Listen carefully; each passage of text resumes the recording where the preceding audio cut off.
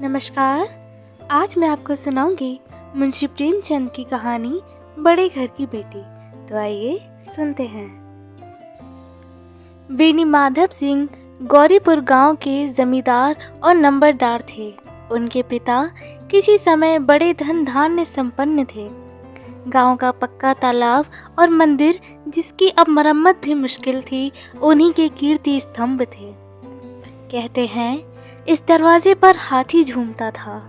अब उसकी जगह एक बूढ़ी भैंस थी, जिसके शरीर में अस्थि पंजर के सिवा और कुछ भी शेष न रहा था।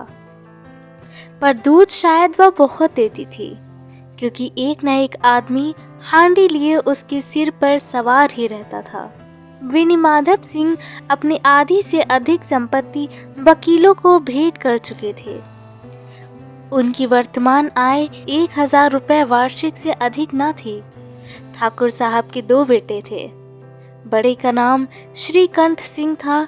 उसने बहुत दिनों के परिश्रम और उद्योग के बाद बीए की डिग्री प्राप्त की थी। अब एक दफ्तर में नौकर था। उनका छोटा बेटा लाल बिहारी सिंह दोहरे बदन का संजीला जवान था। भरा हुआ मुखड़ा, चौड़ी छाती, भैंस का 2 सेर ताजा दूध वह सवेरे उठकर पी जाता था। श्रीकंठ सिंह की दशा बिल्कुल विपरीत थी। इन नेत्रप्रिय गुणों को उन्होंने बीए इन्हीं 2 अक्षरों पर न्यौछावर कर दिया था। इन 2 अक्षरों ने उनके शरीर को निर्बल और चेहरे को कांतिहीन बना दिया था। इसी से वैदिक ग्रंथों पर उनका विशेष प्रेम था। आयुर्वेदिक औषधियों पर उनका अधिक विश्वास था। शाम सवेरे उनके कमरे से प्राय खरल की सुरीली कर्ण मधुर ध्वनि सुनाई दिया करती थी। लाहौर और कलकत्ते के वैद्यों से बड़ी लिखा पड़ी रहती थी। श्रीकंठ इस अंग्रेजी डिग्री के अधिपत होने पर भी अंग्रेजी सामाजिक प्रथाओं के विशेष प्रेमी न थे, बल्कि वह बहुधा बड़े जोर से उनकी निंदा और तिरस्कार किया करते थे। इसी गांव में उनका बड़ा सम्मान था। दशहरे के दिनों में वह बड़े उत्साह से रामलीला में होते और स्वयं किसी न किसी पात्र का पाठ लेते थे। गौरीपुर में रामलीला के वही जन्मदाता थे। प्राचीन हिंदू सभ्यता का गुणगान उनकी धार्मिकता का प्रधान अंग था। सम्मिलित कुटुंब के तो वह एकमात्र उपासक थे। आजकल स्त्रियों को कुटुंब में मिलजुल कर रहने की जो अरुचि होती है, उसे वह जाति और देश दोनों के लिए हानिकारक समझते थे। यही कारण था कि गांव की ललनाएं उनकी निंदक थी। कोई तो उन्हें अपना शत्रु समझने को भी संकोच न करती थी। स्वयं उनकी पत्नी को ही इस विषय पर उनसे विरोध था। या इसलिए नहीं कि उसे अपने सास ससुर, देवर या जेठ आदि घृणा थी, बल्कि उसका विचार यह था कि बहुत कुछ सहने और तरह देने पर भी परिवार के साथ निर्वाह न हो सके तो आए दिन की कलह से जीवन को नष्ट करने की अपेक्षा यही उत्तम है कि अपनी खिचड़ी अलग पकाई जाए। आनंदी एक बड़े उच्च कुल की लड़की थी। उसके बाप एक छोटी सी रियासत के ताल्लुकेदार थे। विशाल भवन, 1 हाथी, 3 कुत्ते, बाज, बहरी शिकरे, झाड़ फानुस, ऑनरेडी मजिस्ट्रेट और ऋण, जो एक प्रतिष्ठित ताल्लुकेदार के भोग्य पदार्थ हैं, यह सभी विद्यमान थे। नाम था भूप सिंह। बड़े उदार चित्त और प्रतिभाशाली पुरुष थे, पर दुर्भाग्य से लड़का एक भी न था। 7 लड़कियां हुई और देवयोग से सब की सब जीवित रहीं। पहली उमंग में तो उन्होंने 3 लड़कियों का ब्याह कर दिया था और दिल खोल कर किया, पर 15-20 हजार रुपयों का कर्ज सिर पर हो गया तो आंखें खुली, हाथ समेट लिए। आनंदी चौथी लड़की थी। वह अपनी सब बहनों से अधिक रूपवती और गुणवती थी। इससे ठाकुर भूप सिंह उसे बहुत प्यार करते थे। सुंदर संतान को कदाचित उसके माता पिता भी अधिक चाहते हैं।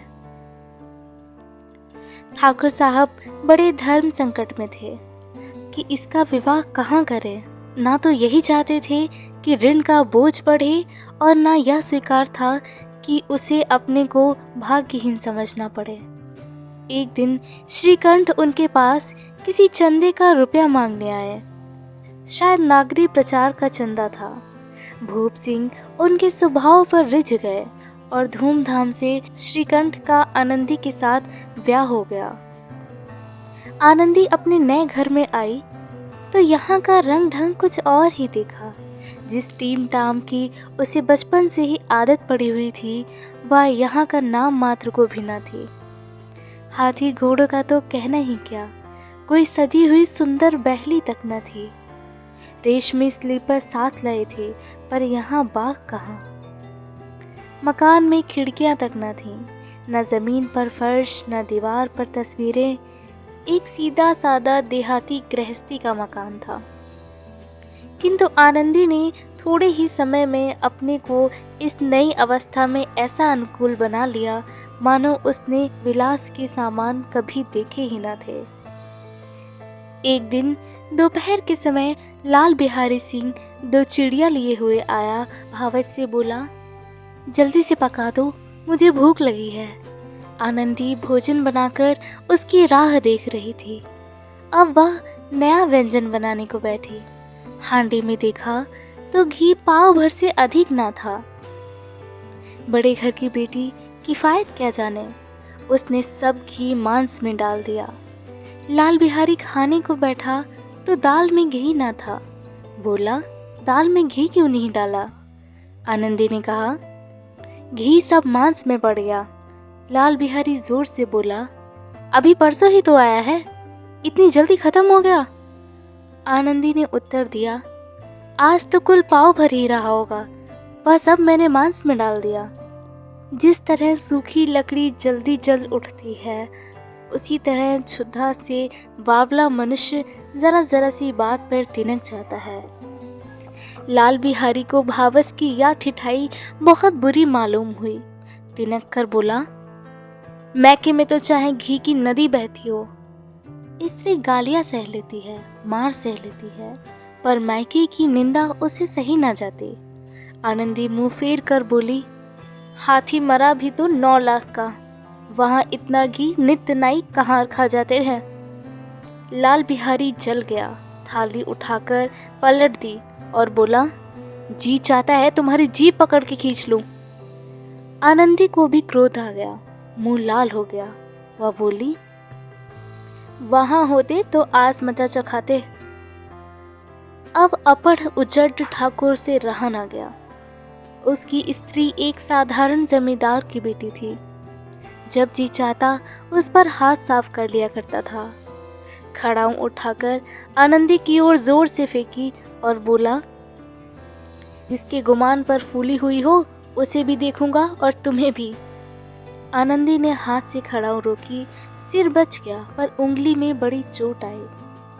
क्रोध के मारे हवा से हिलते पत्ते की तरह कांपती हुई अपने कमरे में आकर खड़ी हो गई। स्त्री का बल और साहस, मान और मर्यादा पति तक है। उसे अपने पति के ही बल और पुरुषत्व का घमंड होता है।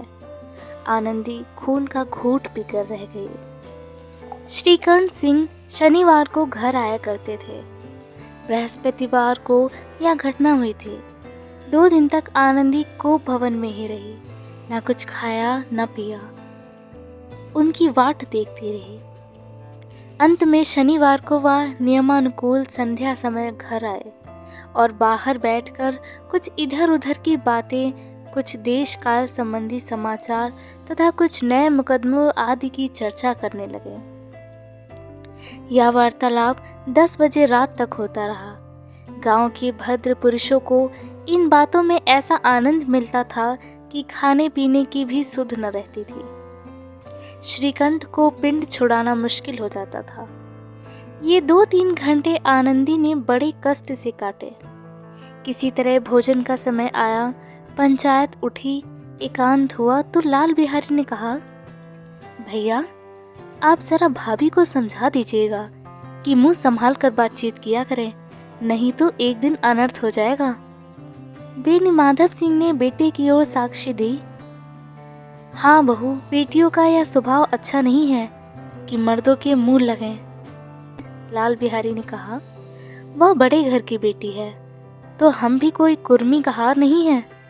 श्रीकंठ ने चिंतित स्वर में पूछा, आखिर बात क्या हुई? लाल बिहारी ने कहा, कुछ भी नहीं, यूं ही आप उलझ पड़ी। मौके के सामने हम लोगों को कुछ समझती ही नहीं। श्रीकंठ खा पीकर आनंदी के पास गए। वह भरी बैठी थी, या हजरत भी कुछ तीखे थे। आनंदी ने पूछा, चित्त तो प्रसन्न है? श्रीकंठ बोले, बहुत प्रसन्न है। और तुमने आजकल घर में यह क्या उपद्रव मचा रखा है? आनंदी की त्योरियों पर बल पड़ गए।